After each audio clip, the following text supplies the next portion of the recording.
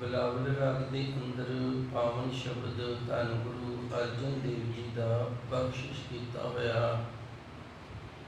846 ਅੰਗ ਕੇ ਸੁਭਾਈਮਾਨ, ਜਿਸ ਦਾ ਆਪ ਸੰਤਾਂ ਨੇ ਪਾਠ ਸਰਵਣ ਕੀਤਾ ਹੈ। ਭਾਗ ਸੁਲੱਖਣਾ। ਸੁਲੱਖਣਾ ਦਾ ਅਰਥ ਹੁੰਦਾ ਹੈ ਚੰਗੇ, ਸ੍ਰੇਸ਼ਟ ਲੱਖਣ, ਜਿਹਦੇ ਵਿੱਚ ਬੇਤਾਲ ਗੁਣ ਹੋਣ। ਹਰ ਕੰਤ ਹਮਾਰਾ ਰਾਮ, ਹਰੀ ਅਕਾਲ ਪੁਰਖ ਵਾਹਿਗੁਰੂ ਜੋ ਪਤੀ ਪਰਮੇਸ਼ਰ ਸਾਡਾ ਹੈ। ਭਾਗ ਸੁਲੱਖਣਾ, ਭਾਗ ਸੁਲੱਖਣੇ ਹੋਣ ਤੇ ਸਾਨੂੰ ਗੁਰਮੁਖ ਪਰਿਵਾਰ ਪ੍ਰਾਪਤ ਹੁੰਦਾ ਹੈ। ਪਰਿਵਾਰ ਦਾ ਗੁਰਮੁਖ ਹੋਣਾ ਮਨੁੱਖ ਦੇ ਚੰਗੇ ਭਾਗਾਂ ਦੀ ਨਿਸ਼ਾਨੀ ਹੈ। ਜੇ ਮਾਤਾ ਪਿਤਾ ਗੁਰੂ ਘਰ ਦੇ ਨਾਲ ਜੁੜੇ ਹੋਣ, ਬਾਣੀ ਪੜ੍ਹਨ ਵਾਲੇ ਹੋਣ, ਤੇ ਬੱਚਾ ਜਿਹੜਾ ਉਹ ਵੀ ਇਸ ਪਾਸੇ ਲੱਗ ਜਾਂਦਾ ਹੈ। ਮਾਤਾ ਪਿਤਾ ਦੇ ਨਾਲ ਗੁਰੂ ਘਰ ਆਉਣ ਲੱਗ ਗਿਆ, ਬਾਣੀ ਸਰਵਣ ਕਰਨ ਲੱਗ ਗਿਆ। ਜਿਵੇਂ ਜਿਵੇਂ ਹੋਸ਼ ਸੰਭਾਲਦਾ ਹੈ ਉਵੇਂ ਉਵੇਂ ਫਿਰ ਉਸ ਨੂੰ ਆਪਣੇ ਗੁਰੂ ਦੀ ਲਿਵ ਤੇ ਸੋਝੀ ਹੁੰਦੀ ਜਾਂਦੀ ਹੈ। ਜੇ ਮਨੁੱਖ ਦੇ ਚੰਗੇ ਭਾਗ ਹੋਣ ਤੇ ਉਹਨੂੰ ਸ੍ਰੇਸ਼ਟ ਧਰਮ ਦੀ ਪ੍ਰਾਪਤੀ ਹੁੰਦੀ ਹੈ। ਇਸੇ ਤਰ੍ਹਾਂ ਚੰਗੇ ਭਾਗ, ਚੰਗੇ ਕਰਮ ਕੀਤੇ ਹੋਣ ਤੇ ਔਰਤ ਨੂੰ ਪਤੀ ਚੰਗੇ ਭਾਗਾਂ ਦੇ ਨਾਲ ਚੰਗੀਆਂ ਆਦਤਾਂ, ਚੰਗੇ ਸੁਭਾਅ ਵਾਲਾ ਨਸੀਬ ਹੁੰਦਾ ਹੈ। ਭਾਗ ਸੁਲੱਖਣਾ। ਸੁਲੱਖਣਾ ਦਾ ਅਰਥ ਹੁੰਦਾ ਹੈ ਆਦਤਾਂ, ਸ੍ਰੇਸ਼ਟ ਚੰਗੀਆਂ ਆਦਤਾਂ। ਲੱਖਣ ਦਾ ਅਰਥ ਹੁੰਦਾ ਹੈ ਆਦਤ। ਲੱਖਣ ਦਾ ਅਰਥ ਹੁੰਦਾ ਹੈ ਲੱਛਣ। ਜਿਵੇਂ ਆਪਾਂ ਆਮ ਕਹਿ ਦਿੰਦੇ ਹਾਂ ਇਸ ਬੰਦੇ ਦੇ ਲੱਛਣ ਨਹੀਂ ਠੀਕ, ਕਹਿਣ ਤੋਂ ਭਾਵ ਵੀ ਆਦਤਾਂ ਠੀਕ ਨਹੀਂ। ਭਾਗ ਸੁਲੱਖਣਾ। ਹਰ ਕੰਤ ਹਮਾਰਾ ਰਾਮ, ਹੈ ਸੱਚੇ ਸਤਿਗੁਰੂ ਜੀ, ਆਪ ਜੀ ਦੀ ਬੜੀ ਅਪਾਰ ਰਹਿਮਤ ਬਖਸ਼ਿਸ਼ ਮਿਹਰ ਕਿਰਪਾ ਦੇ ਨਾਲ, ਜਿਸ ਨਿਰੰਕਾਰ ਦੇ ਨਾਲ ਆਪ ਜੀ ਨੇ ਸਾਨੂੰ ਜੋੜਿਆ ਹੈ,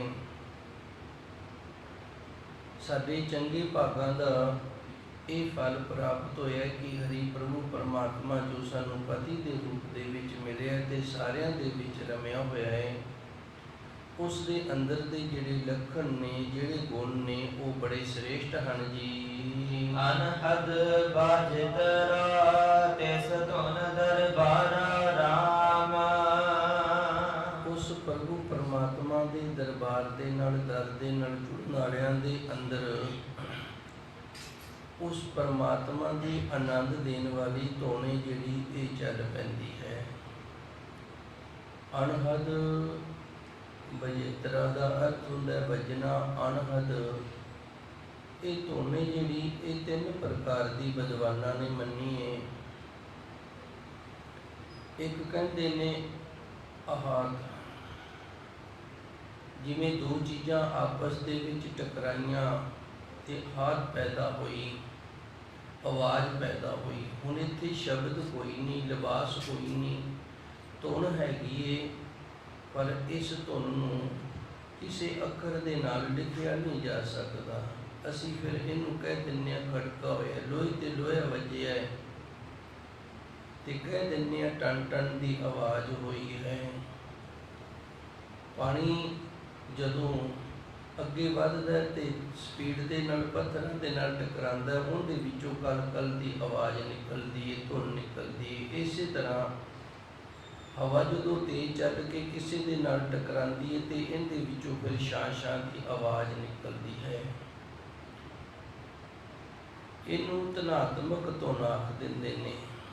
ਦੋ ਜੜ ਇੱਕ ਦੂਜੇ ਨਾਲ ਟਕਰਾਏ ਨੇ, ਆਵਾਜ਼ ਨਿਕਲੀ ਏ। ਦੂਜੀ ਧੁਨ ਜਿਹੜੀ ਉਹਨੂੰ ਵਰਨਾਤਮਕ ਆਖਦੇ ਨੇ। ਵਰਨ ਦਾ ਅਰਥ ਹੁੰਦਾ ਅੱਖਰ, ਉਹ ਅੱਖਰਾਂ ਤੋਂ ਪੈਦਾ ਹੁੰਦੀ ਏ। ਅਜੋ ਗੁਰਬਾਣੀ ਆਪਾਂ ਪੜ੍ਹਦੇ ਹਾਂ, ਇਹ ਵਰਨਾਤਮਕ ਧੁਨ ਪੈਦਾ ਕਰਦੀ ਏ। ਅੱਖਰ ਪੜ੍ਹਦੇ ਹਾਂ, ਅੰਦਰੋਂ ਧੁਨ ਪੈਦਾ ਹੁੰਦੀ ਹੈ, ਆਵਾਜ਼, ਜੋ ਉਸ ਪ੍ਰਭੂ ਪਰਮਾਤਮਾ ਦੀ ਧੁਨ ਆਨੰਦ ਦੇਣ ਵਾਲੀ ਏ, ਜਿਹਨੂੰ ਅਨਾਹਤ ਵੀ ਆਖਿਆ ਹੈ। ਅਨਹਾਤ, ਅਨਾਹਤ ਬਿਨਾਂ ਟਕਰਾਅ ਤੋਂ ਪੈਦਾ ਹੁੰਦੀ। ਕੋਈ ਚੀਜ਼ ਕਿਸੇ ਨਾਲ ਟਕਰਾ ਨਹੀਂ, ਆਪੇ ਤੋਂ ਆਪ ਪੈਦਾ ਹੋ ਰਹੀ ਹੈ। ਉਸ ਨੂੰ ਇੱਥੇ ਗੁਰੂ ਮਹਾਰਾਜ ਜੀ ਸੱਚੇ ਸਤਿਗੁਰ ਕਿਰਪਾ ਕਰਦੇ ਨੇ, ਸਾਨੂੰ ਦੱਸਦੇ ਨੇ ਵੀ ਇਹ ਅਨਾਦ ਤੋਂ ਨੇ ਜਿਹੜੀ ਅਣਹੱਦ, ਇਹਦੀ ਹੱਦ ਕੋਈ ਨਹੀਂ। ਆਵਾਜ਼ ਦੀ ਹੱਦ ਵੀ ਹੁੰਦੀ ਹੈ ਵੀ ਇਤਨੀ ਦੂਰ ਤੱਕ ਇਹਨੇ ਜਾਣਾ ਹੈ ਤੇ ਇਤਨੇ ਸਮੇਂ ਤੱਕ ਇਸਨੇ ਪੈਦਾ ਹੋਣਾ ਹੈ, ਇਸ ਦੀ ਹੱਦ ਵੀ ਕੋਈ ਨਹੀਂ। ਅਣਹਦ ਬਜਿਤਰਾ ਤਿਸ ਧੁਨ ਦਰਬਾਰਾ ਰਾਮ, ਉਸ ਪ੍ਰਭੂ ਪਰਮਾਤਮਾ ਦੀ ਆਨੰਦ ਦੇਣ ਵਾਲੀ ਧੁਨ ਗੁਰਮੁਖ ਪਿਆਰਿਆਂ ਦੇ ਅੰਦਰ, ਜਿਨ੍ਹਾਂ ਨੂੰ ਪ੍ਰਭੂ ਪਰਮਾਤਮਾ ਦੀ ਪ੍ਰਾਪਤੀ ਹੋ ਜਾਂਦੀ ਹੈ, ਉਸ ਦੇ ਚਰਨਾਂ ਨਾਲ ਜੁੜ ਜਾਂਦੇ ਨੇ, ਉਹਨਾਂ ਦੇ ਅੰਦਰ ਅਣਹਦ ਧੁਨ ਵੱਜਣ ਲੱਗ ਜਾਂਦੀ ਹੈ ਜੀ। ਆਨੰਦ ਅੰਦਨ ਵਜਹਿ ਵਾਜੇ ਦਿਨਸ ਰੈਨ ਉਮਾਹਾ। ਇਹ ਉਹ ਵਾਜੇ ਨੇ ਜਿਹੜੇ ਆਨੰਦ ਦੇਣ ਵਾਲੇ ਨੇ, ਇਹ ਕੰਨ ਖਾਣ ਵਾਲੇ ਵਾਜੇ ਨਹੀਂ ਹੈਗੇ, ਇਹ ਡਿਸਟਰਬ ਕਰਨ ਵਾਲੇ ਵਾਜੇ ਨਹੀਂ ਹੈਗੇ। ਆਨੰਦ ਅਣਦਿਨ ਵਜਹਿ ਵਾਜੇ, ਇਹ ਉਹ ਵਾਜੇ ਨੇ ਜਿਨ੍ਹਾਂ ਦੇ ਨਾਲ ਦਿਨ ਤੇ ਰਾਤ ਫਿਰ ਅੰਦਰ ਆਨੰਦ ਬਣ ਜਾਂਦਾ ਹੈ, ਆਨੰਦ ਬਣ ਜਾਂਦਾ ਹੈ। ਦਿਨ ਸਰੈਣ ਉਮਾਹਾ, ਤੇ ਇਹਨਾਂ ਇਸ ਧੁਨ ਦੇ ਨਾਲ ਜੁੜਿਆਂ ਦੇ ਅੰਦਰ ਦਿਨ ਤੇ ਰਾਤ ਅੰਦਰ ਚਾਅ ਬਣਿਆ ਰਹਿੰਦਾ। ਉਮਾਹ ਦਾ ਅਰਥ ਹੁੰਦਾ ਉਤਸ਼ਾਹ, ਉਦਮ ਬਣਨਾ, ਹੋਰ ਅੱਗੇ ਵਧਣ ਦਾ, ਇਹਨੂੰ ਉਮਾਹ ਆਖਿਆ ਜਾਂਦਾ ਹੈ। ਧੰਨ ਗੁਰੂ ਜੀ ਰਹਿਮਤ ਕਰਦੇ ਨੇ, ਭਾਗ ਸੁਲੱਖਣਾ ਹਰ ਕੰਤ ਹਮਾਰਾ ਰਾਮ, ਜੋ ਸਾਰਿਆਂ ਦੇ ਵਿੱਚ ਰਮਿਆ ਹੋਇਆ ਅਕਾਲ ਪੁਰਖ ਵਾਹਿਗੁਰੂ ਹੈ ਭਾਈ। ਚੰਗੇ ਵਧੀਆ ਚੰਗੇ ਭਾਗ ਹੋਣ, ਵੱਡੇ ਭਾਗ ਹੋਣ, ਤੇ ਫਿਰ ਉਸ ਪ੍ਰਭੂ ਪਰਮਾਤਮਾ ਨੂੰ ਪ੍ਰਾਪਤ ਕਰੀਦਾ ਹੈ। ਉਹਦੀ ਪ੍ਰਾਪਤੀ ਦੀ ਨਿਸ਼ਾਨੀ ਇਹ ਹੈ ਕਿ ਗੁਰਮੁਖਾਂ ਦੇ ਅੰਦਰ ਉਸ ਦੇ ਨਾਮ ਦੀ ਧੁਨ ਜਿਹੜੀ ਦਿਨ ਤੇ ਰਾਤ ਵੱਜਦੀ ਰਹਿੰਦੀ ਹੈ, ਇਹ ਉਸ ਦੇ ਦਰਬਾਰ ਦੀ ਵਡਿਆਈ ਹੈ, ਉਸ ਦੇ ਦਰਸ਼ਨਾਂ ਦੀ, ਉਸ ਦੀ ਪ੍ਰਾਪਤੀ ਦੀ ਵਡਿਆਈ ਹੈ। ਤੇ ਇਹ ਧੁਨ ਵੱਜਦੀ ਕਿੰਨੀ ਕੁ ਹੈ? ਆਨੰਦ ਅਣ ਦਿਨ, ਦਿਨ ਤੇ ਰਾਤ ਵਜੇ ਵਾਜੇ ਦਿਨ ਸਰੈਣ ਉਮਾਹਾ, ਦਿਨ ਤੇ ਰਾਤ ਉਸ ਪ੍ਰਭੂ ਪਰਮਾਤਮਾ ਦੀ ਆਨੰਦ ਦੇਣ ਵਾਲੀ ਧੁਨ ਵੱਜਦੀ ਹੈ, ਦਿਨ ਸਰੈਣ ਉਮਾਹਾ। ਤੇ ਇਸ ਧੁਨ ਦੇ ਨਾਲ ਦਿਨ ਤੇ ਰਾਤ ਉਸ ਪ੍ਰਭੂ ਪਰਮਾਤਮਾ ਦੇ ਚਰਨਾਂ ਦੇ ਨਾਲ ਜੁੜਨ ਦਾ ਉਤਸ਼ਾਹ ਬਣਿਆ ਰਹਿੰਦਾ ਹੈ ਜੀ। ਨਹ ਰੋਗ ਸੋਗ ਨਾ ਦੁਖ ਵਿਆਪੈ, ਜਨਮ ਮਰਨ ਨਾ ਤਾਪਾ। ਇਹ ਇੱਕ ਇਸ ਤਰ੍ਹਾਂ ਦਾ ਆਨੰਦ ਹੈ ਜਿਹੜਾ ਸਾਰੇ ਪ੍ਰਕਾਰ ਦੇ ਦੁੱਖ ਨੇ ਜਿਹੜੇ ਉਹਨਾਂ ਤੋਂ ਉੱਪਰ ਲੈ ਜਾਂਦਾ ਹੈ। ਤਹਿ ਰੋਗ ਸੋਗ ਨਾ ਦੁੱਖ ਵਿਆਪੈ, ਵਿਆਪੇ ਦਾ ਅਰਥ ਇਹ ਹੁੰਦਾ ਵੀ ਮਹਿਸੂਸ ਨਹੀਂ ਹੋ ਰਹੇ, ਤੇ ਵਿਆਪੇ ਦਾ ਅਰਥ ਹੁੰਦਾ ਮਹਿਸੂਸ ਹੋਣਾ। ਨਾ ਦੁੱਖ ਵਿਆਪੈ, ਨਾ ਸੋਗ ਵਿਆਪੈ, ਨਾ ਰੋਗ ਵਿਆਪੇ ਤਹਿ। ਧੰਨ ਗੁਰਬਾਣੀ ਦੇ ਅੰਦਰ ਭਗਤ ਰਵਿਦਾਸ ਜੀ ਨੇ ਇਸ ਨੂੰ ਬੇਗਮਪੁਰਾ ਆਖਿਆ। ਬੇਗਮਪੁਰਾ ਸ਼ਹਿਰ ਕੋ ਨਾਉ, ਬੇਗਮ, ਜਿੱਥੇ ਗਮ ਕੋਈ ਵੀ ਨਹੀਂ, ਜਿੱਥੇ ਕਿਸੇ ਪ੍ਰਕਾਰ ਦਾ ਕੋਈ ਗਮ ਨਹੀਂ ਪੈਦਾ ਹੁੰਦਾ, ਉਹ ਅਵਸਥਾ ਹੈ। ਤਹਿ ਰੋਗ ਸੋਗ ਨਾ ਦੁੱਖ ਵਿਆਪੇ, ਇੱਥੇ ਨਾ ਕੋਈ ਰੋਗ ਲੱਗਦਾ ਹੈ, ਨਾ ਕੋਈ ਸੋਗ ਹੈ, ਤੇ ਨਾ ਕੋਈ ਦੁੱਖ, ਇਹ ਵਿਆਪਦਾ। ਜਨਮ ਮਰਨਾ ਤਾਹਾ, ਤੇ ਇੱਥੇ ਕਰਮਾਂ ਦਾ ਲੇਖਾ ਦੇਣ ਵਾਸਤੇ ਜੰਮਣਾ ਮਰਨਾ ਵੀ ਨਹੀਂ ਪੈਂਦਾ ਹੈ ਜੀ। ਰਿਤ ਸਿਧ ਸੁਦਾ ਰਸ ਅੰਮ੍ਰਿਤ, ਭਗਤ ਭਰੇ ਭੰਡਾਰਾ। ਰਿਤ ਸਿਧ ਸੁਦਾ ਰਸ ਅੰਮ੍ਰਿਤ, ਉਸ ਪ੍ਰਭੂ ਪਰਮਾਤਮਾ ਦਾ ਨਾਮ ਹੈ, ਇਹਦੀ ਜਿਹੜੀ ਧੁਨ ਹੈ, ਇਹਦੇ ਨਾਲ ਰਿਧੀਆਂ ਤੇ ਸਿੱਧੀਆਂ ਦੀ ਪ੍ਰਾਪਤੀ ਹੋ ਜਾਂਦੀ। ਵੈਸੇ ਵਿਦਵਾਨਾਂ ਨੇ ਸ਼ਾਸਤਰਾਂ ਦੇ ਅੰਦਰ 8 ਪ੍ਰਕਾਰ ਦੀਆਂ ਸਿੱਧੀਆਂ ਮੰਨੀਆਂ ਗਈਆਂ ਨੇ। ਸਰੀਰ ਦਾ ਵੱਡਾ ਕਰ ਲੈਣਾ, ਸਰੀਰ ਦਾ ਬਹੁਤ ਛੋਟਾ ਕਰ ਲੈਣਾ, ਸਰੀਰ ਦਾ ਬਹੁਤ ਭਾਰੀ ਕਰ ਲੈਣਾ, ਸਰੀਰ ਦਾ ਬਹੁਤ ਜ਼ਿਆਦਾ ਹਲਕਾ ਕਰ ਲੈਣਾ, ਵੀ ਹਵਾ ਦੇ ਵਿੱਚ ਵੀ ਉੱਡਣ ਲੱਗ ਜਾਵੇ, ਪਾਣੀ ਦੇ ਉੱਤੇ ਤੁਰ ਪੈਣਾ। ਇਸ ਤਰ੍ਹਾਂ ਦੀਆਂ ਇਹ 18 ਸਿੱਧੀਆਂ ਜਿਹੜੀਆਂ ਨੇ ਤਰ੍ਹਾਂ ਤਰ੍ਹਾਂ ਦੀਆਂ ਗਿਣੀਆਂ ਹਨ।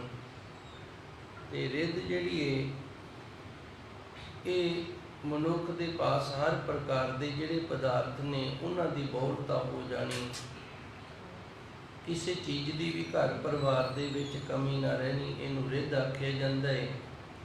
ਤੇ ਮਨੁੱਖ ਆਪਣੇ ਸਰੀਰ ਦੇ ਨਾਲ ਜੋ ਕਰਤੱਵ ਕਰਦਾ ਹੈ ਉਸ ਨੂੰ ਸਿੱਧੀ ਆਖਿਆ ਜਾਂਦਾ ਹੈ। ਸੁਧਾ ਰਸ, ਸੁਧਾ ਰਸ, ਸੁਧਾ ਦਾ ਅਰਥ ਉਸ ਪ੍ਰਭੂ ਪਰਮਾਤਮਾ ਦੇ ਨਾਮ ਤੋਂ ਜੋ ਰਸ ਪੈਦਾ ਹੁੰਦਾ ਹੈ ਉਸ ਨੂੰ ਆਖਦੇ ਨੇ।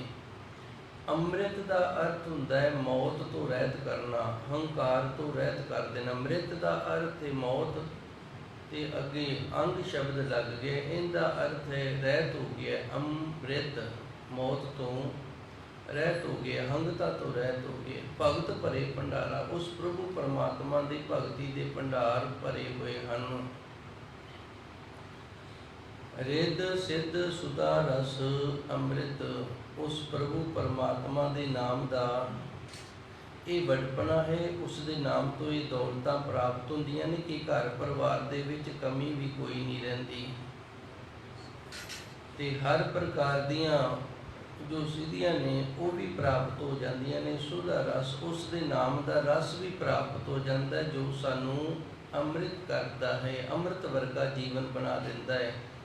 ਭਗਤ ਭਰੇ ਭੰਡਾਰਾ, ਇਹ ਉਸ ਪ੍ਰਭੂ ਪਰਮਾਤਮਾ ਦੀ ਭਗਤੀ ਦੇ ਭੰਡਾਰ ਨੇ ਜਿਹੜੇ ਇਹਨਾਂ ਵਿੱਚ ਇਹ ਸਾਰੀਆਂ ਦਾਤਾਂ ਭਰੀਆਂ ਹੋਈਆਂ ਨੇ। ਭਗਤ ਭਰੇ ਭੰਡਾਰਾ, ਭਗਤ ਦਾ ਅਰਥ ਇੱਥੇ ਭਗਤੀ ਹੈ, ਭਰੇ ਭੰਡਾਰਾ, ਜਿਨ੍ਹਾਂ ਨੇ ਭਗਤੀ ਕੀਤੀ ਹੈ ਨਾ ਉਹਨਾਂ ਨੇ ਇਹ ਭੰਡਾਰੇ ਜਿਹੜੇ ਨੇ ਨਾ ਉਹ ਭਰਨਾ ਕੀਤੇ ਨੇ, ਉਹਨਾਂ ਦੇ ਕੋਲ ਇਹ ਭੰਡਾਰੇ ਭਰੇ ਹੋਏ ਨੇ। ਮੈਂ ਇੱਕ ਵਾਰੀ ਫਿਰ ਥੋੜ੍ਹਾ ਜਿਹਾ ਯਤਨ ਕਰਾਂਗਾ। ਤਹਿ ਰੋਗ ਸੋਗ ਨਾ ਦੁਖ ਵਿਆਪੈ, ਹੈ ਸਾਰਾ ਕੁਝ ਇਸ ਸੰਸਾਰ ਦੇ ਅੰਦਰ। ਸਰੀਰ ਜਿਹੜਾ ਇਹ ਕੁਦਰਤੀ ਨਿਯਮ ਦੇ ਅਨੁਸਾਰ ਚੱਲਦਾ ਹੈ। ਸਾਡਾ ਸਰੀਰ ਜਿਹੜਾ ਇਹ ਕੁਦਰਤੀ ਨਿਯਮ ਦੇ ਅਨੁਸਾਰ ਚੱਲਦਾ ਹੈ, ਤੇ ਸਾਡੀ ਜੋ ਆਤਮਾ ਹੈ ਇਹ ਅਧਿਆਤਮਿਕ ਉਸ ਪ੍ਰਭੂ ਪਰਮਾਤਮਾ ਦਾ ਰੂਪ ਹੈ, ਉਸ ਦੀ ਅੰਸ਼ ਹੈ। ਇਸ ਦੇ ਉੱਤੇ ਕੁਦਰਤ ਦਾ ਨਿਯਮ ਜਿਹੜਾ ਨਹੀਂ ਵੱਸਦਾ। ਜੋ ਧੰਨ ਗੁਰੂ ਨਾਨਕ ਦੇਵ ਜੀ ਨੇ ਬਾਣੀ ਦੇ ਅੰਦਰ ਦਰਜ ਕੀਤਾ ਨਾ, ਬਲਿਹਾਰੀ ਕੁਦਰਤ ਵਸਿਆ, ਇਹ ਤੇਰੀ ਕੁਦਰਤ ਹੈ, ਤੂੰ ਇੱਕ ਨਿਯਮ ਬਣਾਇਆ ਹੋਇਆ ਹੈ, ਇਹ ਤੇਰੀ ਸ਼ਕਤੀ ਹੈ, ਤੇਰੀ ਸ਼ਕਤੀ ਦੇ ਨਾਲ ਸਾਰਾ ਕੁਝ ਬਣਿਆ ਤੇ ਤੂੰ ਇਹਦੇ ਵਿੱਚ ਆਪ ਵਸਿਆ, ਭਾਵ ਇਹਦੇ ਸਾਰੇ ਤੋਂ ਨਿਰਲੇਪ ਹੈ। ਇਸ ਨੂੰ ਬਣਾ ਕੇ ਇਹਦੇ ਤੋਂ ਨਿਰਲੇਪ ਹੈ। ਹੁਣ ਸਾਡਾ ਸਰੀਰ ਜਿਹੜਾ ਇਹ ਕੁਦਰਤ ਦਾ ਬਣਾਇਆ ਹੋਇਆ ਹੈ, ਕੁਦਰਤ ਦਾ ਇੱਕ ਹਿੱਸਾ ਹੈ। ਇਹਦੇ ਵਿੱਚ ਜੋ ਆਤਮਾ ਹੈ ਉਹਦੇ ਤੇ ਕੁਦਰਤੀ ਨਿਯਮ ਲਾਗੂ ਨਹੀਂ ਹੁੰਦੇ, ਸਰੀਰ ਦੇ ਉੱਤੇ ਸਾਰੇ ਦੇ ਸਾਰੇ ਕੁਦਰਤੀ ਨਿਯਮ ਲਾਗੂ ਹੁੰਦੇ ਨੇ। ਸੰਤ ਬਾਬਾ ਅਤਰ ਸਿੰਘ ਦਾ ਜਦੋਂ ਅੰਤਲਾ ਸਮਾਂ ਆਇਆ ਸੀ, ਉਹਨਾਂ ਦੀ ਲੱਤ ਗਲ ਗਈ ਸੀ, ਤੇ ਸੰਤ ਗੁਰਬਚਨ ਸਿੰਘ ਵੀ ਅੰਤਲੇ ਸਮੇਂ ਕੁਝ ਇਸੇ ਤਰ੍ਹਾਂ ਦੇ ਦੁੱਖ ਦੇ ਨਾਲ ਹੀ ਉਹਨਾਂ ਨੇ ਸਰੀਰ ਛੱਡਿਆ ਸੀ। ਸੇਵਾਦਾਰਾਂ ਨੇ ਬੜਾ ਯਤਨ ਕੀਤਾ ਪਰ ਇਹਨਾਂ ਦੀ ਲੱਤ ਠੀਕ ਨਹੀਂ ਸੀ ਹੋਈ। ਸੰਤ ਬਾਬਾ ਅਤਰ ਸਿੰਘ ਦੀ ਲੱਤ ਠੀਕ ਨਹੀਂ ਸੀ ਹੋਈ, ਤੇ ਇਹਨਾਂ ਨੇ ਸਮਝਾਇਆ ਵੀ ਸੀ ਵੀ ਇਹ ਕੁਦਰਤ ਹੈ, ਇਹ ਸਰੀਰ ਸਾਡਾ ਕੁਦਰਤ ਦਾ ਇੱਕ ਹਿੱਸਾ ਹੈ, ਇਹਦੇ ਤੇ ਕੁਦਰਤ ਦੇ ਸਾਰੇ ਨਿਯਮ ਲਾਗੂ ਹੋਣਗੇ। ਤੇ ਜੋ ਆਤਮਾ ਹੈ ਇਹ ਉਸ ਪ੍ਰਭੂ ਪਰਮਾਤਮਾ ਦੀ ਅੰਸ਼ ਹੈ, ਇਹ ਨਿਰਲੇਪ ਹੈ। ਜੇ ਅਸੀਂ ਆਤਮਾ ਤੱਕ ਪਹੁੰਚ ਜਾਂਦੇ ਹਾਂ ਤੇ ਆਤਮਾ ਤੋਂ ਫਿਰ ਪਰਮਾਤਮਾ ਹੋ ਜਾਈਦਾ, ਉਸ ਪ੍ਰਭੂ ਪਰਮਾਤਮਾ ਦਾ ਰੂਪ ਹੋ ਜਾਈਦਾ ਹੈ। ਸੋ ਗੁਰੂ ਮਹਾਰਾਜ ਜੀ ਰਹਿਮਤ ਕਰਦੇ ਨੇ, ਤਹਿ ਰੋਗ ਸੋਗ ਨਾ ਦੁਖ ਵਿਆਪੈ ਹੈ। ਉਹ ਇੱਕ ਇਸ ਤਰ੍ਹਾਂ ਦੀ ਅਵਸਥਾ ਹੈ ਜਿਹਦੇ ਤੇ ਕੁਦਰਤੀ ਨਿਯਮ ਲਾਗੂ ਨਹੀਂ ਹੁੰਦਾ। ਇਹ ਦੁੱਖ ਸੁੱਖ ਜਿਹੜੇ ਨੇ ਇਹ ਕੁਦਰਤੀ ਨਿਯਮ ਨੇ ਤੇ ਇਹ ਸਰੀਰ ਦੇ ਨਾਲ ਹੁੰਦੇ ਨੇ, ਪਰ ਅਵਸਥਾ ਅੰਦਰੋਂ ਇਸ ਤਰ੍ਹਾਂ ਦੀ ਬਣ ਜਾਂਦੀ ਜਿਵੇਂ ਧੰਨ ਗੁਰੂ ਅਰਜਨ ਦੇਵ ਜੀ ਤਤੀ ਤਵੀ ਦੇ ਉੱਤੇ ਬੈਠੇ ਵੀ ਉਸ ਪ੍ਰਭੂ ਪਰਮਾਤਮਾ ਨੂੰ ਯਾਦ ਕਰ ਰਹੇ ਸਨ, ਉਹਦੇ ਚਰਨਾਂ ਦੇ ਨਾਲ ਜੁੜੇ ਹੋਏ ਸਨ। ਜਨਮ ਮਰਨਾ ਤਾਹਾ, ਤੇ ਫਿਰ ਜੰਮਣਾ ਮਰਨਾ ਜਿਹੜਾ ਇਹ ਵੀ ਉੱਥੇ ਨਹੀਂ ਹੁੰਦਾ। ਰਿੱਧ ਸਿੱਧ ਸੁਦਾ ਰਸ ਅੰਮ੍ਰਿਤ, ਉਸ ਪ੍ਰਭੂ ਪਰਮਾਤਮਾ ਦੇ ਨਾਮ ਦੀ ਬਦੌਲਤ ਹਰ ਪ੍ਰਕਾਰ ਦੇ ਜੋ ਸੰਸਾਰਿਕ ਪਦਾਰਥ ਨੇ ਜਿਨ੍ਹਾਂ ਨੂੰ ਅਸੀਂ ਮਾਇਕੀ ਪਦਾਰਥ ਆਖਦੇ ਹਾਂ, ਇਹਨਾਂ ਦੇ ਵਿੱਚ ਸਬਰ ਸੰਤੋਖ ਬਣਿਆ ਰਹਿੰਦਾ ਹੈ। ਸਿੱਧ ਤੇ ਸਿੱਧੀਆਂ ਦੀ ਪ੍ਰਾਪਤੀ ਹੋ ਜਾਂਦੀ ਹੈ। ਸੁਦਾ ਰਸ ਇਹ ਉਸ ਪ੍ਰਭੂ ਪਰਮਾਤਮਾ ਦਾ ਨਾਮ ਰਸ ਹੈ, ਇਸ ਦੀ ਪ੍ਰਾਪਤੀ ਹੁੰਦੀ ਹੈ। ਅੰਮ੍ਰਿਤ ਜਿਹੜਾ ਸਾਡੇ ਜੀਵਨ ਨੂੰ ਅੰਮ੍ਰਿਤ ਬਣਾ ਦਿੰਦਾ ਹੈ। ਭਗਤ ਭਰੇ ਭੰਡਾਰਾ, ਭਗਤੀ ਕਰਕੇ ਭਗਤਾਂ ਨੇ ਉਸ ਪ੍ਰਭੂ ਪਰਮਾਤਮਾ ਤੋਂ ਖਜ਼ਾਨੇ ਭਰ ਲਏ ਹਨ ਜੀ। ਬਿਨਵੰਤ ਨਾਨਕ ਬਲਿਹਾਰ ਬੰਨਿਆ, ਪਾਰ ਬ੍ਰਹਮ ਪ੍ਰਾਨ ਅਧਾਰਾ। ਬਿਨਵੰਤ ਦਾ ਅਰਥ ਹੁੰਦਾ ਬੇਨਤੀ ਪੂਰਵਕ ਦਾਸਾ ਭਾਵ ਦੇ ਵਿੱਚ ਧੰਨ ਗੁਰੂ ਨਾਨਕ ਦੇਵ ਜੀ ਰਹਿਮਤ ਕਰਦੇ ਨੇ। ਬਲਿਹਾਰ ਵੰਝਾਂ, ਇਹ ਵੰਝਾਂ ਸ਼ਬਦ ਹੈ ਨਾ ਜਿਹੜਾ, ਇਹ ਮਲਤਾਨ ਦੀ ਬੋਲੀ ਹੈ। ਉੱਥੇ ਵੰਝਾਂ ਆਖਦੇ ਨੇ। ਇੱਕ ਸੁਭਾਅ ਜਿਹਾ ਬਣ ਜਾਂਦਾ ਹੈ ਏਰੀਏ ਦੇ ਅਨੁਸਾਰ। ਫਿਰ ਇੱਕ ਸ਼ਬਦ ਹੁੰਦਾ ਜਿਹੜਾ ਉਹ ਮਗਰ ਲਾ ਲੈਂਦੇ ਨੇ। ਜਿਵੇਂ ਆਪ ਮਾਝੇ ਦੇ ਏਰੀਏ 'ਚ, ਅੰਮ੍ਰਿਤਸਰ ਦੇ ਏਰੀਏ 'ਚ ਜਾਓਗੇ ਤੇ ਉਧਰ ਆਪ ਨੂੰ ਜੋ ਵਚਨ ਨੇ ਨਾ ਉਹ ਇਸ ਤਰ੍ਹਾਂ ਦੇ ਮਿਲਣਗੇ। ਤੁਸੀਂ ਕੀ ਕਰਨ ਡਏ ਹੋ? ਆਪਾਂ ਕਹਿ ਦਿੰਦੇ ਤੁਸੀਂ ਕੀ ਕਰਦੇ ਹੋ, ਉਹ ਕਹਿੰਦੇ ਨੇ ਤੁਸੀਂ ਕੀ ਕਰਨ ਡਏ ਹੋ। ਇਵੇਂ ਜਿਵੇਂ ਆਪਾਂ ਕਹਿੰਦੇ ਆ ਪ੍ਰਸ਼ਾਦਾ ਛਕ ਲਓ, ਇਹ ਕਹਿੰਦੇ ਨੇ ਪ੍ਰਸ਼ਾਦਾ ਛਕ ਵੰਝ।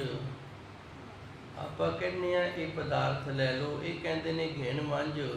ਇਹਨਾਂ ਨੇ ਹਰ ਸ਼ਬਦ ਦੇ ਮਗਰ ਵੰਝ ਸ਼ਬਦ ਹੈ ਜਿਹੜਾ ਇਹ ਲਾਣਾ ਹੈ। ਜਿੱਥੇ ਆਪਾਂ ਹਾਹੇ ਦੀ ਵਰਤੋਂ ਕਰਦੇ ਹਾਂ ਜਾਂ ਆੜੇ ਦੀ ਵਰਤੋਂ ਕਰਦੇ ਹਾਂ, ਉੱਥੇ ਵੰਝ ਸ਼ਬਦ ਲਾਉਂਦੇ ਨੇ। ਬਿਨਵੰਤ ਨਾਨਕ ਬਲਿਹਾਰ ਵੰਝਾ। ਧੰਨ ਗੁਰੂ ਨਾਨਕ ਦੇਵ ਜੀ ਬੇਨਤੀ ਪੂਰਵਕ ਉਸ ਪ੍ਰਭੂ ਪਰਮਾਤਮਾ ਦੇ ਅੱਗੇ ਦਾਸਾ ਭਾਵ ਦੇ ਵਿੱਚ ਅਰਦਾਸ ਕਰਦੇ ਨੇ। ਅਸੀਂ ਆਪ ਜੀ ਤੋਂ ਵਾਰਨੇ ਬਲਿਹਾਰਨੇ ਜਾਂਦੇ ਹਾਂ। ਪਾਰ ਬ੍ਰਹਮ ਪ੍ਰਾਣ ਆਧਾਰਾ। ਪਾਰ ਬ੍ਰਹਮ ਬ੍ਰਹਮ ਰੂਪ ਹੈ ਤੇ ਪਾਰਾਵਾਰ ਤੋਂ ਰਹਿ ਤੇ ਅੰਤ ਕੋਈ ਨਹੀਂ। ਪ੍ਰਾਣ ਆਧਾਰਾ, ਸਾਡੇ ਕਲਯੁਗੀ ਜੀਵਾਂ ਦੇ ਪ੍ਰਾਣਾਂ ਦਾ ਆਸਰਾ। ਸਾਰੇ ਗੁਰਸਿੱਖਾਂ ਦੇ ਪ੍ਰਾਣਾਂ ਦਾ ਆਸਰਾ ਉਹ ਅਕਾਲ ਪੁਰਖ ਵਾਹਿਗੁਰੂ ਹੈ। ਸਾਰੇ ਜੀਵ ਜੰਤੂਆਂ ਦੇ ਪ੍ਰਾਣਾਂ ਦਾ ਆਸਰਾ ਉਹ ਅਕਾਲ ਪੁਰਖ ਵਾਹਿਗੁਰੂ ਹੈ। ਤੇ ਧੰਨ ਗੁਰੂ ਨਾਨਕ ਦੇਵ ਜੀ ਉਸ ਦੀ ਇਸ ਕਲਾ ਤੋਂ ਵਾਰਨੇ ਪ੍ਰਹਾਰਨੇ ਜਾਂਦੇ ਹਨ ਜੀ। ਸੁਨ ਸਖੀ ਸਹੇਲੜੀ ਹੋ, ਮਿਲ ਮੰਗਲ ਗਾਵੈ ਰਾਮ। ਸੁਣਨਾ ਕਰੋ ਸਖੀ। ਜੇ ਮਗਰ ਆੜਾ ਮੁਕਤਾ ਨਾ ਹੁੰਦਾ ਫਿਰ ਇੱਕ ਨੂੰ ਆਖਿਆ ਜਾਣਾ ਸੀ। ਸੱਸਾ ਖੱਖੇ ਨੂੰ ਬਿਹਾਰੀ ਤੇ ਆੜਾ ਸਖੀ, ਇਹ ਬਹੁਵਚਨ ਚ ਆ ਗਿਆ।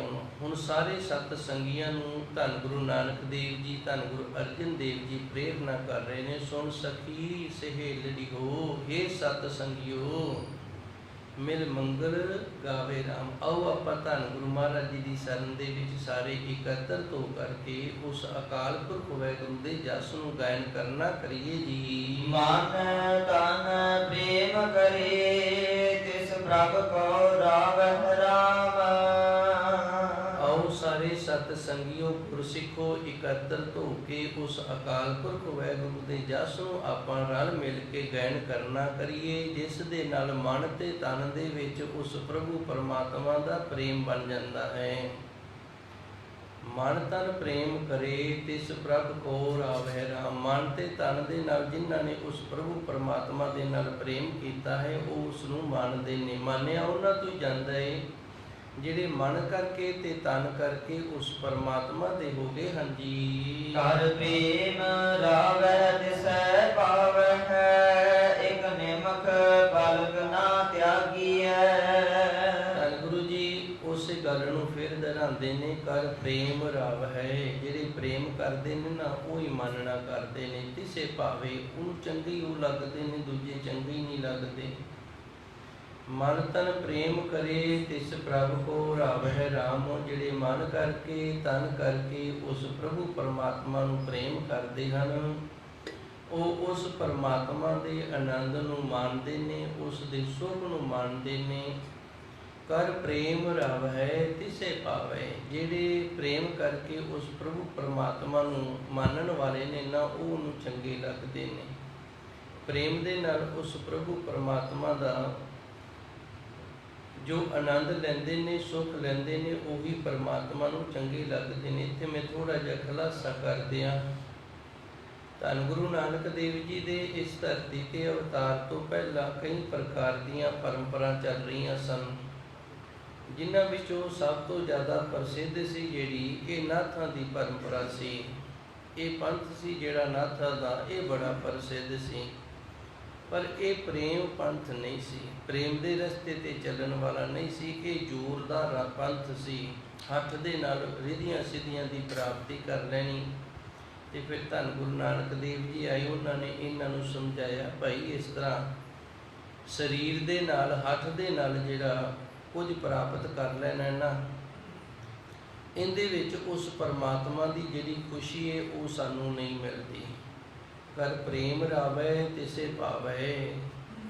ਜਿਹੜੇ ਪ੍ਰੇਮ ਦੇ ਨਾਲ ਉਸ ਪਰਮਾਤਮਾ ਨੂੰ ਮਾਨਣਾ ਕਰਦੇ ਨੇ, ਉਸ ਦੇ ਨਾਮ ਨੂੰ ਜਪਦੇ ਨੇ, ਸਿਮਰਨ ਕਰਦੇ ਨੇ, ਉਹ ਪ੍ਰਭੂ ਪਰਮਾਤਮਾ ਨੂੰ ਚੰਗੇ ਲੱਗਦੇ ਨੇ। ਇੱਕ ਨਿਮਕ ਪਲਕ ਨਾ ਤਿਆਗੀਏ, ਇਸ ਕਰਕੇ ਥੋੜਾ ਜਿਹਾ ਸਮਾਂ, ਥੋੜੀ ਚੋਂ ਥੋੜਾ ਨਿਮਕ ਪਲਕ, ਹੁਣ ਪਲਕੇ ਸਾਡੀ ਅਸੀਂ ਕਿੰਨੀ ਛੇਤੀ ਇਹਨੂੰ ਬੰਦ ਕਰਕੇ ਤੇ ਖੋਲ ਲੈਂਦੇ ਹਾਂ। ਜਦੋਂ ਇਸ ਤਰ੍ਹਾਂ ਪਲਕ ਨੂੰ ਬੰਦ ਕਰਕੇ ਖੋਲ੍ਹਿਆ ਜਾਂਦਾ ਤੇ ਉਸ ਸਮੇਂ ਨੂੰ ਪਲਕ ਦਾ ਸਮਾਂ ਆਖਿਆ ਜਾਂਦਾ ਹੈ। ਨਿਮਕ ਪਲਕ ਨਾ ਤਿਆਗੀਏ, ਪਲਕ ਦਾ ਵੀ ਥੋੜਾ ਜਿਹਾ ਹਿੱਸਾ। ਹੁਣ ਘੰਟੇ ਨੇ, ਉਹਨਾਂ ਨੂੰ ਅਸੀਂ ਵੰਡ ਦਿੱਤਾ 60 ਹਿੱਸਿਆਂ ਦੇ ਵਿੱਚ। ਮਿੰਟ ਕਹਿਣ ਲੱਗ ਗਏ, ਮਿੰਟਾਂ ਨੂੰ ਫਿਰ ਅੱਗੇ 60 ਹਿੱਸਿਆਂ 'ਚ ਵੰਡ ਦਿੱਤਾ। ਸੈਕਿੰਡ ਕਹਿਣ ਲੱਗ ਗਏ, ਸਕਿੰਟ ਦਾ 100 ਹਿੱਸਾ ਜਿਹੜਾ ਕੀਤਾ ਜਾਂਦਾ ਹੈ। ਕਈ 80 ਹਿੱਸਾ ਲਿਖਦੇ ਨੇ, ਇਹਨੂੰ ਨੈਨੋ ਟਾਈਮ ਆਖਿਆ ਜਾਂਦਾ ਹੈ। ਥੋੜ੍ਹੇ ਤੋਂ ਥੋੜ੍ਹਾ, ਹੁਣ ਇਹ ਅੱਗੇ ਨਹੀਂ ਵੰਡਿਆ ਜਾਏਗਾ। ਨੈਨੋ ਤੋਂ ਅਰਥ ਬੇਸ ਤੋਂ ਛੋਟਾ ਨਹੀਂ ਹੈਗਾ। ਸੋ ਗੁਰੂ ਮਹਾਰਾਜ ਜੀ ਵੀ ਇੱਥੇ ਸਾਨੂੰ ਇਸੇ ਤਰ੍ਹਾਂ ਹੀ ਸਮਝਾ ਰਹੇ ਨੇ, ਇੱਕ ਨਿਮਕ ਪਲਕ। ਹੁਣ ਪਲਕੇ ਜਿਹੜੀ, ਉਹਦੇ ਵਿੱਚੋਂ ਵੀ ਕੁਝ ਹਿੱਸਾ ਘਟਾ ਦੇਣਾ। ਇੰਨਾ ਸਮਾਂ ਜਿਹੜਾ, ਇਹ ਵੀ ਉਸ ਪ੍ਰਭੂ ਪਰਮਾਤਮਾ ਦੇ ਪ੍ਰੇਮ ਤੋਂ ਬਿਨਾਂ ਅਸੀਂ ਨਾ ਕਰੀਏ। ਇਤਨਾ ਸਮਾਂ ਵੀ ਉਸ ਦੇ ਨਾਮ ਨੂੰ ਅਸੀਂ ਨਾ ਤਿਆਗੀਏ ਜੀ। ਗਹਿ ਕੰਠ ਲਾਈਐ ਨਹਿ ਲਜਾਈਐ, ਚਰਨ ਰਾਜ ਮਨ ਭਾਗੀਐ। ਗਹਿ ਕੰਠ ਲਾਈਏ, ਉਸ ਪ੍ਰਭੂ ਪਰਮਾਤਮਾ ਦੇ ਨਾਮ ਨੂੰ ਗੁਰੂ ਤੋਂ ਪ੍ਰਾਪਤ ਕਰਕੇ ਤੇ ਆਪਣੇ ਗਲ ਦੇ ਵਿੱਚ ਧਾਰਨ ਕਰੀਏ। ਗਹਿ ਦਾ ਅਰਥ ਹੁੰਦਾ ਪਕੜਨਾ, ਤੇ ਕੰਠ ਕਹਿੰਦੇ ਨੇ ਗਲ ਨੂੰ। ਧੰਨ ਗੁਰੂ ਨਾਨਕ ਦੇਵ ਜੀ ਨੇ ਸਾਨੂੰ ਵਾਹਿਗੁਰੂ ਬੋਲ ਮੰਤਰ ਦਿੱਤਾ ਹੈ, ਇਸ ਨੂੰ ਅਸੀਂ ਆਪਣੇ ਗਲ ਦੇ ਵਿੱਚ ਧਾਰਨ ਕਰੀਏ। ਨਹਿ ਲਜਾਈਏ, ਲੱਜਾ ਦਾ ਅਰਥ ਹੁੰਦਾ ਬੇਸ਼ਰਮੀ, ਸ਼ਰਮ ਮੰਨਣੀ। ਨਹਿ ਲਜਾਈਏ, ਇਹਦੇ 'ਚ ਸ਼ਰਮ ਵਾਲੀ ਕਿਹੜੀ ਗੱਲ ਹੈ। ਉਸ ਪ੍ਰਭੂ ਪਰਮਾਤਮਾ ਦਾ ਨਾਮ ਸੱਚੇ ਸਤਿਗੁਰੂ ਗੁਰੂ ਨਾਨਕ ਦੇਵ ਜੀ ਨੇ ਸਾਨੂੰ ਦਿੱਤਾ, ਤੇ ਅਸੀਂ ਵਾਹਿਗੁਰੂ ਆਖਣ ਲੱਗੇ ਕਿਉਂ ਸ਼ਰਮ ਕਰਦੇ ਹਾਂ। ਨਿਤਨੇਮ ਕਰਨ ਲੱਗੇ ਕਿਉਂ ਸ਼ਰਮ ਕਰੀਏ ਤੇ ਕਿਉਂ ਕਰਦੇ ਹਾਂ। ਗੁਰੂ ਘਰ ਆਉਣ ਲੱਗੇ ਅਸੀਂ ਕਿਉਂ ਸ਼ਰਮ ਕਰੀਏ ਤੇ ਕਿਉਂ ਕਰਦੇ ਹਾਂ। ਨਹਿ ਲਜਾਈਏ, ਚਰਨ ਰਜ ਮਨ ਭਾਗੀਏ। ਚਰਨ ਕਹਿੰਦੇ ਨੇ, ਚਰਨਾਂ ਨੂੰ ਰਜ ਕਹਿੰਦੇ ਨੇ, ਮਿੱਟੀ ਨੂੰ, ਧੂੜ ਨੂੰ। ਮਨ ਭਾਗੀਏ, ਇਸ ਤਰ੍ਹਾਂ ਮਨ ਹੈ ਨਾ ਜਿਹੜਾ, ਇਹ ਪੱਕ ਜਾਂਦਾ ਹੈ।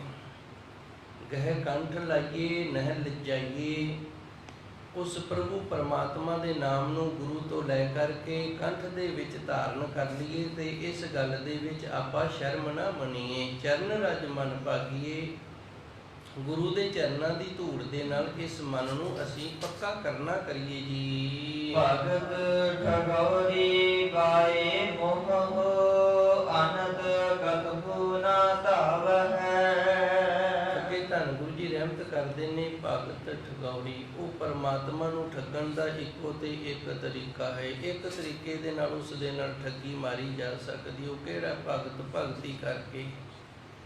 ਭਗਤ ਠਗੌਰੀ ਪਾਏ ਮੋਹ, ਜੇ ਮੰਮਾ ਮੰਮੇ ਨੂੰ ਹੋੜਾ ਤੇ ਹਾਹੇ ਨੂੰ ਸਿਹਾਰੀ ਹੁੰਦੀ ਨਾ, ਫਿਰ ਇਹ ਸੰਸਾਰੀ ਮੋਹ ਬਣ ਜਾਣਾ ਸੀ। ਹੁਣ ਇੱਥੇ ਮੰਮੇ ਨੂੰ ਹੋੜਾ ਤੇ 2 ਹਾਹੇ ਨੇ, ਇਹਦਾ ਅਰਥ ਹੈ ਉਸ ਪ੍ਰਭੂ ਪਰਮਾਤਮਾ ਦਾ ਸੱਚਾ ਮੋਹ। ਇਸ ਤਰ੍ਹਾਂ ਧੰਨ ਗੁਰਬਾਣੀ ਦੇ ਅੰਦਰ ਜੋ ਅੱਖਰ ਆਉਂਦੇ ਨੇ, ਲਗਾ ਮਾਤਰਾ ਆਉਂਦੀਆਂ ਨੇ, ਜਿਨ੍ਹਾਂ ਨੇ ਗੁਰਬਾਣੀ ਵਿਆਕਰਨ ਪੜ੍ਹੀਏ, ਉਹਨਾਂ ਨੂੰ ਜ਼ਿਆਦਾ ਸਮਝਾਉਣ ਦੀ ਲੋੜ ਨਹੀਂ ਪੈਂਦੀ, ਆਪੇ ਗੱਲ ਦੀ ਸਮਝ ਆ ਜਾਂਦੀ ਹੈ। ਅੰਗਰੇਜ਼ੀ ਦੀ ਗ੍ਰਾਮਰ ਦੇ ਅੱਗੇ ਬੜਾ ਸੁੰਦਰ ਇੱਕ ਫਿਕਰਾ ਲਿਖਿਆ ਹੈ। Grammar is a backbone of a language. Grammar is a backbone of a language. ਇਹਦਾ ਅਰਥ ਇਹ ਬਣਦਾ, ਜਿਵੇਂ ਮਨੁੱਖ ਦੇ ਅੰਦਰ ਰੀੜ੍ਹ ਦੀ ਹੱਡੀ ਹੋਏਗੀ ਤੇ ਉਹ ਸਿੱਧਾ ਖੜਾ ਹੋ ਜਾਏਗਾ, ਸਿੱਧਾ ਬੈਠ ਜਾਵੇਗਾ, ਉਹਨੂੰ ਤੁਰਨ ਫਿਰਨ ਦੇ ਵਿੱਚ ਕੋਈ ਤਕਲੀਫ ਨਹੀਂ ਹੋਏਗੀ। ਤੇ ਜੇ ਰੀੜ੍ਹ ਦੀ ਹੱਡੀ ਟੁੱਟ ਜਾਵੇ ਨਾ, ਜਾਂ ਮਣਕੇ ਹਿੱਲ ਜਾਣ, ਤੇ ਫਿਰ ਭਾਈ ਉਹ ਨਾ ਚੰਗੀ ਤਰ੍ਹਾਂ ਬੈਠ ਸਕਦਾ ਹੈ, ਨਾ ਚੰਗੀ ਤਰ੍ਹਾਂ ਤੁਰ ਫਿਰ ਸਕਦਾ ਹੈ, ਤੇ ਨਾ ਹੀ ਚੰਗੀ ਤਰ੍ਹਾਂ ਖੜੋ ਸਕਦਾ ਹੈ। ਉਸੇ ਤਰ੍ਹਾਂ grammar is a backbone of language. Grammar ਹੈ ਜਿਹੜੀ, ਇਹ ਹਰ ਬੋਲੀ ਦੀ ਰੀੜ੍ਹ ਦੀ ਹੱਡੀ ਹੈ। ਜਿਹੜਾ ਪ੍ਰਾਣੀ ਗ੍ਰਾਮਰ ਪੜ੍ਹਿਆ ਨਾ, ਉਸ ਨੂੰ ਹੀ ਲੈਂਗੁਏਜ ਦੀ, ਬੋਲੀ ਦੀ, ਭਾਸ਼ਾ ਦੀ ਸਮਝ ਆਏਗੀ, ਤੇ ਠੀਕ ਉਚਾਰਨ ਕਰੇਗਾ, ਠੀਕ ਪੜ੍ਹੇਗਾ, ਠੀਕ ਅਰਥ ਨੂੰ ਸਮਝੇਗਾ, ਦੂਜੇ ਨੂੰ ਸਮਝ ਨਹੀਂ ਆਏਗੀ। ਦੂਜਾ ਰੱਟਾਫਿਕੇਸ਼ਨ ਕਰ ਸਕਦਾ ਹੈ, ਰੱਟਾ ਲਾ ਸਕਦਾ, ਪਰ ਉਹਨੂੰ ਆਪਣੇ ਅੰਦਰੋਂ ਆਪਣੇ ਆਪ ਜਿਹੜਾ ਗਿਆਨ ਹੈ, ਅਨੁਭਵੀ ਗਿਆਨ ਹੈ ਜਿਹੜਾ, ਉਹ ਨਹੀਂ ਪੈਦਾ ਹੋਏਗਾ। ਹੁਣ ਧਰਤੀ ਦੇ ਅੰਦਰ ਪਾਣੀ ਤਾਂ ਹੈ, ਉਸ ਪਾਣੀ ਨੂੰ ਅਸੀਂ ਅਗਰ ਚਾਹੀਏ ਤੇ ਮੋਟਰਾਂ ਦੇ ਨਾਲ ਕਿਤਨਾ ਯਤਨ ਕਰਕੇ ਕੱਢਦੇ ਹਾਂ, ਤੇ ਜਦੋਂ ਗੁਰੂ ਦੀ ਕਿਰਪਾ ਹੁੰਦੀ, ਬਾਰਿਸ਼ ਹੁੰਦੀ ਏ, ਤੇ ਅਸੀਂ ਆਪਣੀਆਂ ਮੋਟਰਾਂ ਬੰਦ ਕਰ ਦਿੰਦੇ ਹਾਂ, ਇਤਨੀ ਵਾਹਿਗੁਰੂ ਦੀ ਕਿਰਪਾ ਰਹਿਮਤ ਬਖਸ਼ਿਸ਼ ਹੋ ਜਾਂਦੀ ਹੈ। ਉਸੇ ਤਰ੍ਹਾਂ ਬਿਨਾਂ ਗ੍ਰਾਮਰ ਪੜ੍ਹੇ ਤੋਂ ਜੋ ਅਰਥ ਕਰਨੇ ਨੇ ਕਿਸੇ ਵੀ ਲੈਂਗੁਏਜ ਦੇ, ਉਹਨੂੰ ਬੋਲਣਾ ਪੜ੍ਹਨਾ ਸਿੱਖਣਾ ਜਿਹੜਾ, ਉਹ ਲੰਗੜਾ ਹੋ ਜਾਂਦਾ ਹੈ। ਫਿਰ ਰੱਟਾਫਿਕੇਸ਼ਨ ਕਰੇਗਾ, ਜਿਤਨੀ ਗੱਲ ਉਹਨੇ ਰੱਟੇ ਦੇ ਨਾਲ ਯਾਦ ਕੀਤੀ, ਉਸ ਤੋਂ ਇੱਧਰ ਉੱਧਰ ਦਾ ਉਹਨੂੰ ਗਿਆਨ ਨਹੀਂ ਹੋਏਗਾ।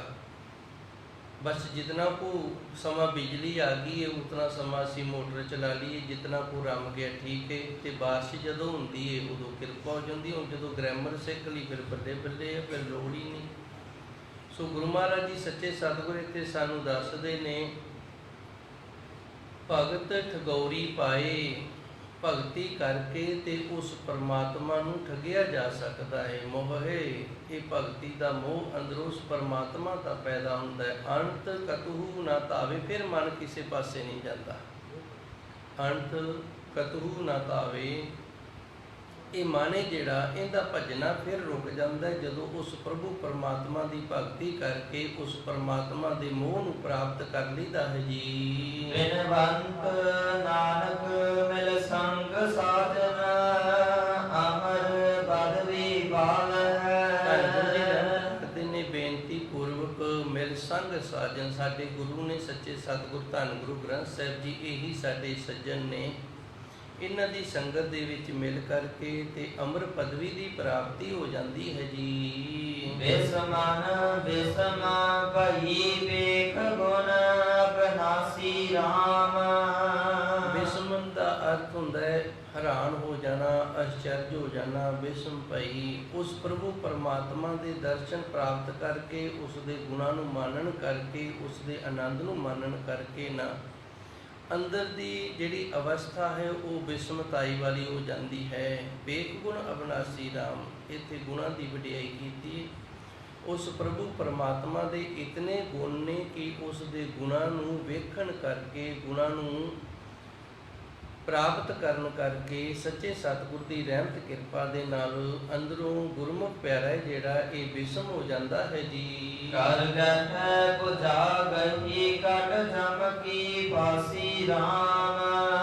ਉਹਦਾ ਇੱਕ ਇਹ ਵੀ ਬਹੁਤ ਵੱਡਾ ਗੁਣ ਹੈ, ਜਿੰਦੇ ਤੇ ਉਹਦੀ ਦਇਆ ਰਹਿਮਤ ਕਿਰਪਾ ਹੋ ਜਾਂਦੀ ਹੈ, ਫਿਰ ਉਹਨੂੰ ਬਾਂਹ ਤੋਂ ਪਕੜ ਲੈਂਦਾ ਹੈ। ਕਰ ਗਹਿ ਪੁਜਾ ਗਹੀ, ਕਰ ਗਹਿ ਆਪਣੇ ਹੱਥ ਦੇ ਨਾਲ उस प्रभु परमात्मा ने साडी बांह नू गहे पकड़ लिया है। कट जम की फांसी राम, ते इस तरह साडी जो जमा दी फांसी है, लेखा जो देना लेना है, ये उस वाहिगुरु ने फाही गलों ला दी है जी। गह पुजालिनी दास कीनी, अंकर अद्भुत जनाया। जिन्हां दे रहमत हो जाती है, बांह पकड़ लेंदा ते फिर उन्होंने अपने दास बना लेंदा, गुरसिख बना लेंदा। गह पूजा लीनी दास कीनी, अपने दास बना लेंदा, गुरसिख बना लेंदा। अंकुर अदोत जनाया, ये गुरु महाराज जी ने एक दृष्टांत दिता है। जिमें दाना हुंदा ना ते भड़ोले दे विच जिन्ने साल मर्जी पिया रहे, जे उहनूं भुन ना लगे ते जदों भी उहनूं आपां बीजांगे वो उग पेगा। जे भुन लग गया फिर नहीं उगेगा। जदों असी उहनूं बीजांगे उदों ही वो उग पवेगा। उस तरह अंकुर अदोत जनाया, साडे भी कीते हुए कर्म ने, चंगे कर्म ने जिहड़े बंदगी वाले सिमरन वाले, ये उदों उगदे ने जदों सच्चे सतगुर की सेवा रूपी पानी लगता है। नहीं तो ये दाणियां की तरह जमे ही रहते हैं। तो इन्हां नूं भुन कदों लगता है?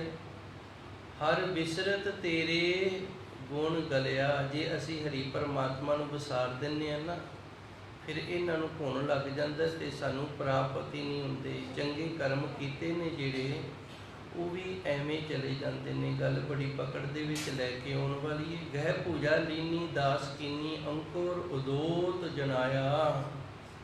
ਉਸ ਪ੍ਰਭੂ ਪਰਮਾਤਮਾ ਨੇ ਸਾਡੀ ਬਾਂਹ ਪਕੜ ਕੇ ਆਪਣੇ ਗੁਰਸਿੱਖ ਬਣਾ ਲਿਆ। ਤੇ ਬਣਾਇਆ ਕਦੋਂ ਹੈ?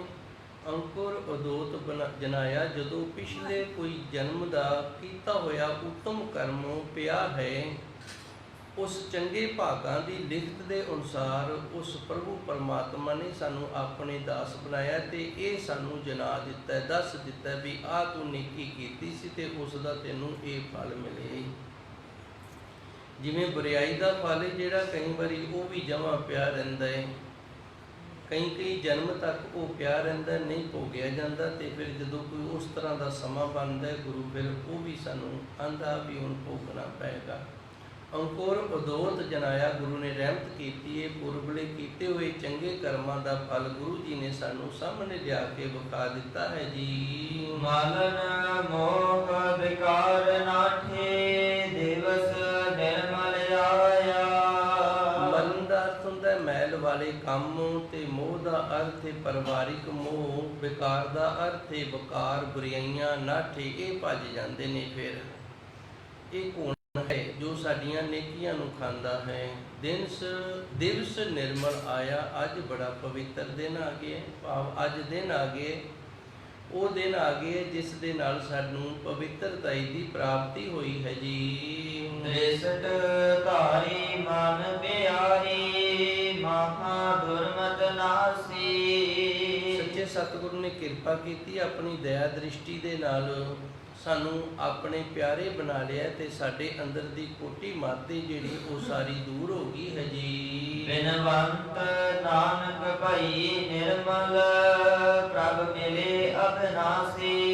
ਬੇਨਤੀ ਪੂਰਵਕ ਧੰਨ ਗੁਰੂ ਅਰਜਨ ਦੇਵ ਜੀ ਰਹਿਮਤ ਕਰਦੇ ਨੇ, ਅਸੀਂ ਪਵਿੱਤਰ ਹੋ ਗਏ ਹਾਂ, ਆਪਣੇ ਪ੍ਰਭੂ ਪਰਮਾਤਮਾ ਵਾਹਿਗੁਰੂ ਜੋ ਨਾਸ ਤੋਂ ਰਹਿ ਤੇ ਉਸ ਨੂੰ ਮਿਲ ਗਏ ਹਾਂ ਜੀ। ਸੂਰਜ ਕਿਰਨ ਮਿਲੇ ਜਲ ਕਾ, ਜਲ ਕੁਆ ਰਾਮ। ਪੌੜੀ ਦੇ ਅੰਦਰ ਗੁਰੂ ਮਹਾਰਾਜ ਜੀ ਨੇ ਇੱਕ ਦ੍ਰਿਸ਼ਟਾਂਤ ਦਿੱਤਾ ਹੈ। ਬਰਫ਼ ਨੇ ਜਿਹੜੀ ਇਹ ਕੁਦਰਤੀ 3 ਪ੍ਰਕਾਰ ਦੀ ਮੰਨੀ ਗਈ ਹੈ। ਇੱਕ ਬਰਫ਼ ਹੈ ਜਿਹੜੀ ਸਦੀਆਂ ਤੋਂ ਜੰਮੀ ਹੋਈ ਹੈ, ਉੱਥੇ ਸੂਰਜ ਦਾ ਸੇਕ ਹੀ ਨਹੀਂ ਗਿਆ ਤੇ ਉਹ ਪਿਘਲੀ ਨਹੀਂ, ਉਹ ਫਿਰ ਬਲੌਰ ਦਾ ਰੂਪ ਧਾਰਨ ਕਰ ਜਾਂਦੀ ਹੈ, ਉਹ ਪਿਘਲਦੀ ਵੀ ਨਹੀਂ। ਦੂਜੀ ਬਰਫ਼ ਹੈ ਜਿਹੜੀ ਮੌਸਮ ਦੇ ਅਨੁਸਾਰ ਜੰਮ ਜਾਂਦੀ ਹੈ ਪਹਾੜਾਂ ਦੇ ਵਿੱਚ, ਤੇ ਫਿਰ ਜਦੋਂ ਮੌਸਮ ਤਬਦੀਲ ਹੁੰਦਾ ਹੈ ਨਾ, ਉਹ ਬਰਫ਼ ਹੈ ਜਿਹੜੀ ਉਹ ਪਿਘਲ ਜਾਂਦੀ ਹੈ। ਤੇ ਤੀਸਰੀ ਬਰਫ਼ ਹੈ ਜਿਹੜੀ ਇਹ ਕੁਝ ਆਕਾਸ਼ੀ ਹਲਚਲਾਂ ਦੇ ਨਾਲ ਪਾਣੀ ਜਿਹੜਾ ਗੜਿਆਂ ਦੇ ਰੂਪ ਦੇ ਵਿੱਚ ਧਰਤੀ ਤੇ ਵੱਲ ਉੱਠਦਾ ਹੈ। ਇਸ ਤਰ੍ਹਾਂ ਇਹ ਕੁਦਰਤੀ ਤੌਰ ਤੇ 3 ਪ੍ਰਕਾਰ ਦੀ ਬਰਫ਼ ਹੈ। ਪਹਿਲੀ ਬਲੌਰ ਬਰਫ਼, ਦੂਸਰੀ ਬਰਫ਼ ਹੈ ਜਿਹੜੀ ਇਹਨੂੰ ਮੌਸਮੀ ਬਰਫ਼ ਆਖਦੇ ਨੇ, ਤੇ ਤੀਸਰੀ ਬਰਫ਼ ਹੈ ਜਿਹੜੀ ਇਹਨੂੰ ਕਰੋਪੀ ਵਾਲੀ ਬਰਫ਼ ਆਖਦੇ ਨੇ, ਨੁਕਸਾਨ ਕਰਨ ਵਾਲੀ ਬਰਫ਼ ਹੈ। ਜਦੋਂ ਸੂਰਜ ਦੀਆਂ ਕਿਰਨਾਂ ਇਹਨਾਂ ਨੂੰ ਲੱਗਦੀਆਂ ਹਨ ਤੇ ਇਹ ਬਰਫ਼ ਹੈ ਜਿਹੜੀ ਇਹ ਫਿਰ ਪਿਘਲਣੀ ਸ਼ੁਰੂ ਹੋ ਜਾਂਦੀ ਹੈ। ਸੂਰਜ ਕਿਰਨ ਮਿਲੇ ਜਲ ਕਾ, ਜਲ ਹੁਆ ਰਾਮੇ। ਬਰਫ਼ ਬਣੀ ਕਾਹਦੇ ਤੋਂ ਸੀ? ਜਲ ਤੋਂ ਬਣੀ ਸੀ, ਤੇ ਜਦੋਂ ਸੂਰਜ ਦਾ ਸੇਕ ਲੱਗਿਆ ਤੇ ਫਿਰ ਜਲ ਬਣ ਗਈ। ਅਸੀਂ ਆਏ ਕਿੱਥੋਂ ਆ? ਸੁਣ ਰੇ ਤੂੰ ਕੌਣ, ਕਹਾਂ ਤੇ ਆਇਓ, ਦੱਸ ਭਾਈ। ਗੁਰੂ ਜੀ ਨੇ ਪੁੱਛਿਆ, ਸੁਣ ਸਾਡੀ ਗੱਲ ਨੂੰ, ਤੂੰ ਕੌਣ ਹੈ ਤੇ ਕਿੱਥੋਂ ਆਇਆ, ਪਤਾ ਤੈਨੂੰ?